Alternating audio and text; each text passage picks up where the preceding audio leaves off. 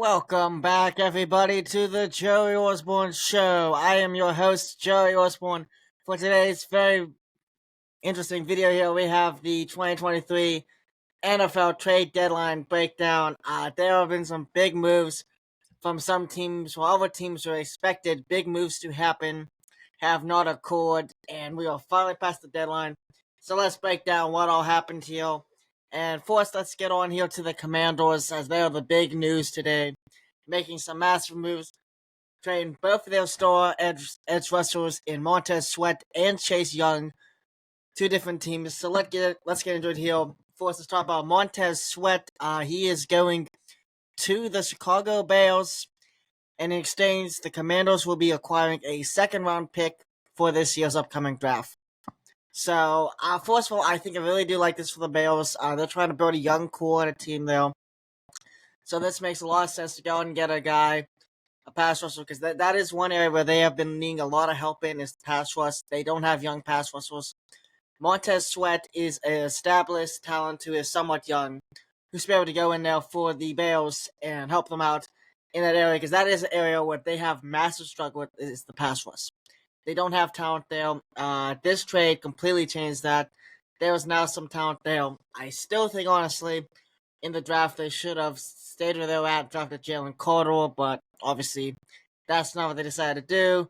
But they get some definite nice pass rushing help there to help out place on that team. Honestly, on that team that has had a lot of struggles at this point. The Commanders here, they lose one of their best players. And honestly, the second round pick is what he should have gone for. I think they did get a fair trade out of that one. But definitely a big hit to the Commanders, and clearly it shows the Commanders are going to completely tear everything down, it seems like, and rebuild from the bottom up. Which, honestly, I don't think they need to do. I don't think there was any reason for them to need to blow everything up and rebuild. I think the defense was very solid. I know the offense, other than Terry McLaurin and Jahan Dodson, it did need to be blown up. But the defense, I thought, had a couple holes, but it's something they could fill through the draft. Like, I didn't think there was a massive issue there, and they needed to blow it up. However, of course, the Commanders did decide that is the direction they wanted to go, and that is what they have done to this point here, is completely blow it up. Now, moving on here to the other trade they made here, the Chase Young is now officially a San Francisco 49er. Yeah, I don't like it. I'm not happy about this, but that's just more me not liking the 49ers then. But yeah, let's definitely talk about this trade here. So, the 49ers, of course, received Chase Young, and the Commanders will receive a third-round pick 2024. This is an awful trade for the Commanders. They drafted this guy second overall 3 years ago. Again, I understand he's been hurt a couple years here. He has been hurt. I understand that. But that honestly his injury is on you and the training staff and the whole tough situation for not fixing that. Like, your trainers, I think, did a horrible job with that injury to begin with. And that's a whole thing that, I mean, get into the whole injury and how they screwed that up as recovery, but this trade's a complete joke. This is a guy who you wasted the second overall pick on, and you traded for a third? Trust me, he has the damn talent, honestly. If you're gonna trade the guy, you should be trading for at least one first-round pick. I'm sorry. But if the best offer you're getting is a third-round pick for Chase Young, then there was no reason to trade him. Let's be real. He's a guy who you could have used for years to come. If you're gonna have a young core team, he is a guy who could have massively helped out with that defense. There was no reason for you to have traded him to the 49ers. It doesn't make sense. And especially for a third-round pick. Like, on what planet is Chase Young worth a third-round pick?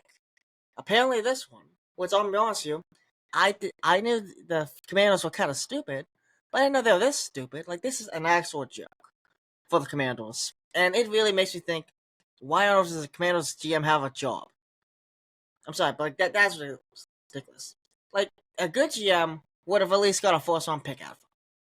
Or at worst case, a second-round pick. But a third-round pick is ridiculous. Honestly, like, if you're trading a guy you'd have second overall 2 years ago who actually has shown flashes of being really good, even though he's had injuries, he shouldn't be being traded for a third-round pick. this is an awful move by the Commanders, and it clearly shows how that inept the GM is at this point. And honestly, the whole system that remains from the whole Dan Snyder era, it clearly needs to be gone. Ron Rivera needs to get out. And whoever this GM is, I don't know the name of the GM, but he ain't it. Go back, do it again. Because if you're trading Chase Young, a guy who drafted second overall, for a third round pick, that's a joke. That's a genuine joke. And honestly, if I'm a Commanders fan, I'm quite mad today. I would be steaming. But moving on to the 49ers side of this thing, if you're a 49ers fan, I would be singing Kumbaya and rejoicing. Yeah, so 49ers are even more dangerous than they already were. Adding Chase Young with Nick Bosa on a D-line is quite a scary thing to behold. Honestly, in my mind here, that's gonna probably end up like TJ Watt and Alex Highsmith. Like, if you watch those two and see how they completely dominate the game, yeah, San Fran's completely got that now too. So Steelers aren't the only ones with two insane superstars at the edge rushers position. Now San Fran's got two. And I think, honestly, this improves San Fran's insanely good D even more up now at this point. I think the San Francisco defense will be able to definitely use Chase Young in a very effective way and get him back to where he's supposed to be. I think right now, honestly, like, the 49ers here should be, like, genuinely happy. When I mean happy, I mean, like, saying they're gonna go to the Super Bowl. Because I'm trying to think now what teams will be able to stop this. Like, Nick Bosa is one thing. Nick Bosa and Chase Young is another thing. Like, we see these guys play together in Ohio State. Like, we've seen how they play together. They play insanely well together. Like, if you watch how they played in college, they destroyed everyone. And honestly, they're both insanely talented at the NFL level. I expect no different. Like, if you're the 49ers, like, this is... If there was a time to make moves, definitely is this year.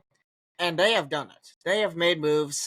They have worked hard. Javon Hargrave in the offseason was a great pickup. And now this for the D-line. They're showing up the D-line, and they're doing what any team with a young quarterback on a rookie contract should do, is load up to the point and get ready to strike. They clearly think Brock Purdy is the guy. And honestly, I'm not 100% sure he's the guy. I do think he's an okay quarterback. I think he's at least Jimmy G level. I think that's skilled at least. Probably a little better than Jimmy G. So that helps me a lot. I think definitely offensively, they're loaded. Of course, I know Deebo Samuel's bad the last 2 games, but he'll be back soon. They got Deebo Samuel, Brandon Ayuk, George Kittle, like they'll, and of course Chris McCaffrey, the Yak running back himself. Like, they are completely loaded. And honestly, if San Fran has not win the Super Bowl this year, it does not look good. But I will say this: they have made the whole Trey Lance trade up. Everyone totally forget it after this. Like, they have at least corrected that L to this point of this massive move. But yeah, San Francisco benefits massively, and I think now they have to officially be the NFC favorite for this year and win the Super Bowl. Because I don't think Philly can compete with that. Philly's really good too, but they can't compete with that. We already know the Cowboys can't compete with that because they blew out the Cowboys. And yeah, this is definitely a very tough team that they have to face now if you're in the NFC. But some other moves, of course, here, ones that didn't happen, again, this one here. Jalen Johnson, a young cornerback from the Bears, very good, 2 interceptions this year. A lot of talk of him getting traded, especially to Philly and Pittsburgh. Did not happen, and definitely Chicago has a good chance again to try to re-sign him. If things fell through the first time, we'll see if they go through the second time here. But definitely, of course, you know, a lot of stuff happening there that didn't happen. The Broncos here, they did not trade anyone. No Justin Simmons trade, no Pat Surtain trade, no Jerry Jeudy trade, no Cortland Sutton trade, which honestly to me is astonishing. I think definitely they should have done some there, but they did not decide to do that. And I think honestly in the end, that is going to bite them pretty good. Because they are guys who they should have traded. And decided not to. But also, again, into some other ones here. Some of these less big ones here. Actually, this one is kind of big. Kevin Byard going to Philly. Didn't happen today, happened a couple days ago. But big trade for them, definitely shores up and helps out them when it comes to the defensive, especially in the safety position. That's an area they needed help. They get great help there with a multiple year Pro Bowl from the Titans and only having to give up Terrell Edmonds. So I think that's a great move for them. Titans, it's definitely a rebuilding move, but it's not the worst. But I do think the Titans could have gotten more out of Byard than what they did. But it's not the worst move for the Titans, who are in between rebuilding stages here at this point. So, like, you can't really blame them for doing it. They have a lot of young talent that's trying to walk in and stuff. So we'll see what happens there. But it's not like the worst trade in the world. I'm not gonna like criticize the other team. I think it's great for Philly. It's okay for Tennessee. Like, it's not anything special.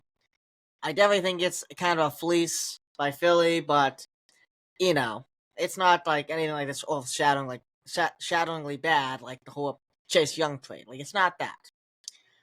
But as for Cleveland going from Minnesota to Jacksonville, great trade for Jacksonville there. I think definitely O-line is an area they still want to work on a little bit of the offense to protect Trevor Lawrence. Obviously, of course, when you're a special quarterback like Trevor Lawrence, you got to protect the guy. They did go there and get protected for him, and that should help immensely out to this point here. Josh Dobbs to Minnesota for the Jordan Addison and Justin Jefferson fantasy owners here. Thank the Lord. They need a quarterback next to the football. Josh Dobbs can do that. Is he really good? No, he's not Kirk Cousins or anything, but he can actually throw the football, so that's going to help out immensely. And I don't think you have to worry about Addison or Justin Jefferson in fantasy, so that is very good. Because I didn't want to drop them, because they're both pretty good. Donovan Peoples-Jones to Detroit, I think it was for like a late round pick. Good pickup for Detroit, definitely. DPJ has a lot of speed, really wasn't utilized by Cleveland. So now Dan Campbell and the Lions have a good shot at seeing if they can finally go there and help develop his skill to that set. I like it for Detroit. Cleveland got a good return, I feel like, for DPJ. I think it's a fair trade on both sides, and I think it works out for both sides. Ashore Douglas heading to Buffalo. I like the move ever since Tre'Davious White went down with an injury for Buffalo. They have been needed cornerbacks. They get it there, and Rasul Douglas is a very solid cornerback. He used to be a good help to a very banged up and injured Buffalo defense to this point. I like it for Buffalo. Green Bay did at least make the right move and say, at least we should somewhat rebuild and trade some guys, and they did there. So that helps out big time. And that's really it that happened through the trade deadline. Other than that, that played us was just filled up. Not much happened. I think we expected a lot more, especially from teams like the Broncos train off guys. Did not happen. No Daniel Hunter, which a lot of us thought could happen. Did not happen. Minnesota's going to stay put on him, which is very interesting to see. But yeah, definitely not much. And let's move into the Steelers here for a sec. Because, of course, all you guys, I have a lot of Steelers fans who listen in, so we got to talk about the Steelers. There was no reason why they shouldn't have not done anything. They should have easily should have done some. Should have traded for a cornerback, and they didn't. And that is not good. I'm not impressed with it. I don't like it at all. And really, if you're Steelers, it's kind of a joke here. Should have been a lot better. And honestly, they should have made at least some moves today. And didn't, and that is not good for the team.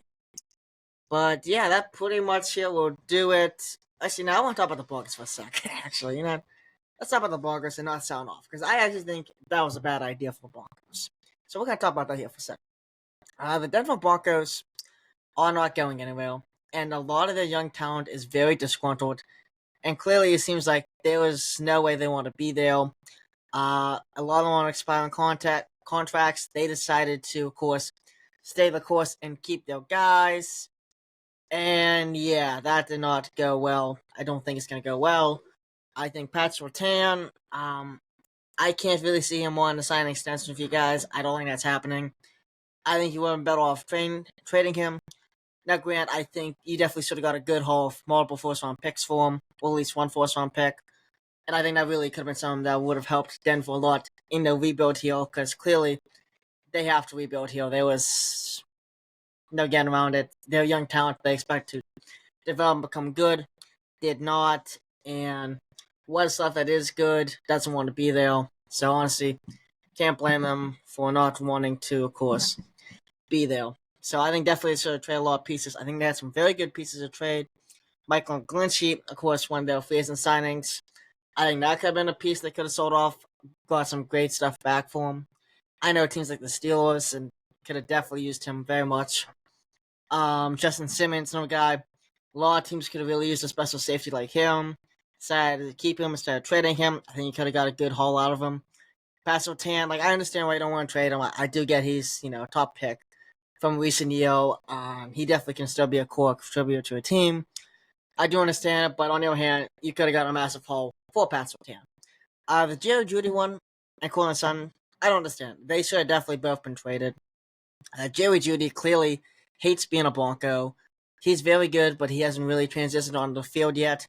I think honestly that's more on the Broncos than him. And he seems like he, for this point, really needs a change of scenery. And I think there are a lot of teams who still believe in the guy and would have given him given Broncos some very high picks, either a third or a second to get him. And I think that would have been a good haul for Joe Jeudy, for the Broncos. However, they decided to stay the course and keep him. Courtland Sutton could have got a third round, maybe a second round pick for him. And he's getting up there in age, honestly. I think he's got an expiring contract too at some point, so definitely think he's a guy who probably should have been traded. But it's very interesting to see that the Broncos did not really trade anyone, which is kind of surprising because we really did expect them to pretty much trade everything, but that did not happen. So yeah, that pretty much yeah, I'm just making sure I didn't.